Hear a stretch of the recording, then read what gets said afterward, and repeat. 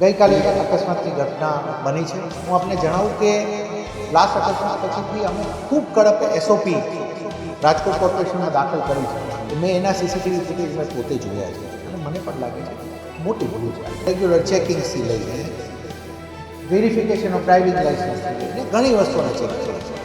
એની બાદ પણ જ્યારે આવી ઘટના બને છે તો મારી માટે પણ દુઃખદ છે. આઈ એમ એશ્યોરિંગ યુ આની અંદર સ્ટ્રિક્ટ એક્શન લેવામાં આવશે.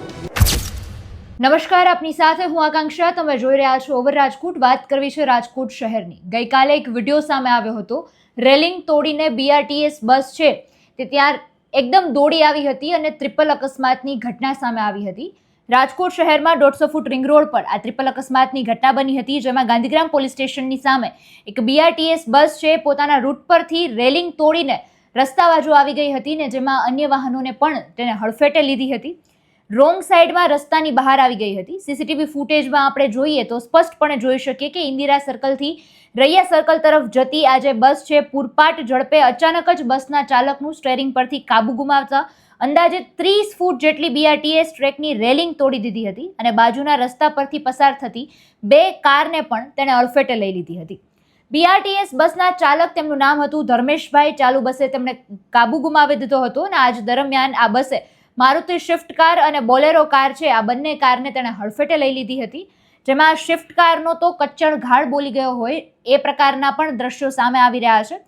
આ બનાવના પગલે ટ્રાફિકના દ્રશ્યો પણ સર્જાયા હતા અને ઘણા લાંબા સમય પછી સતત ત્યાં સુધી ત્યાં ટ્રાફિક જોવા મળ્યો હતો ને ત્યાં અકસ્માત થયો હતો. તેનાથી નાણાવટી ચોક સુધીનો ટ્રાફિક છે તેના દ્રશ્યો પણ જોવા મળ્યા હતા. જોકે સારા સમાચાર એ હતા કે કોઈપણ પ્રકારના જાનહાનિના સમાચાર સામે નહોતા આવ્યા, પણ આ રીતનો બીઆરટીએસ બસની આ ઘટના બનતા અનેક સવાલો પણ ઊભા થયા છે. તેને લઈને શું પ્રતિક્રિયા સામે આવી છે તેના પર નજર કરીએ. ગઈકાલે અકસ્માતની ઘટના બની છે. હું આપને જણાવું કે લાસ્ટ અકસ્માત પછીથી અમે ખૂબ કડક એસઓપી રાજકોટ કોર્પોરેશનમાં દાખલ કરી છે. ઘણા લેવલ ઉપર અમે એના રેગ્યુલર ચેકિંગ્સથી લઈને વેરિફિકેશન ઓફ ડ્રાઇવિંગ લાઇસન્સથી લઈને ઘણી વસ્તુઓને ચેક કરીએ છીએ. એની બાદ પણ જ્યારે આવી થોડી ઘટના બને છે તો અમારી માટે પણ દુઃખદ છે. પણ એટ ધ સેમ ટાઈમ અમે આપને જણાવીએ કે કોઈ પણ વ્યક્તિ જો આમાં બે જવાબદારી ભર્યું ડ્રાઈવરનું વર્તન છે, કંપનીનું વર્તન છે કે કોઈનું છે, we are not ready to tolerate this.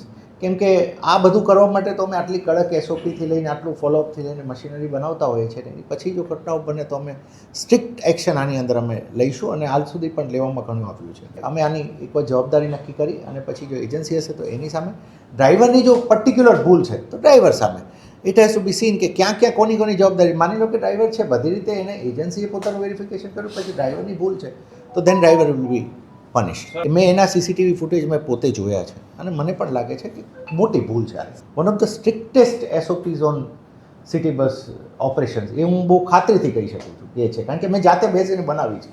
અમે એટલું સ્ટ્રિક્ટ કરીએ છીએ, પણ આ બધું કરતાના અંતે આવી ઘટના જ્યારે બને છે ત્યારે અમારી માટે પણ એ વસ્તુ છે કે આનું અમે મૂળ સુધી જઈને જોઈશું કે કયા સંજોગોમાં. દરેક કેસમાં આપણે એક્શન લઈએ છીએ. ઇનફેક્ટ દરેક એક્સિડન્ટની અમે 2 કલાકમાં તો અમારો પ્રાઇમરી ચાલુ કરી દઈએ છીએ. આઈ એમ એશ્યોરિંગ યુ કે આની અંદર સ્ટ્રિક્ટ એક્શન લેવામાં આવશે. આ રીતની ઘટના રાજકોટમાં બનવા પામી છે. સમગ્ર વિષયને આપ કઈ રીતે જુઓ છો એ કમેન્ટમાં જણાવજો. ફરી મળીશું. મને રજા આપશો. નમસ્કાર.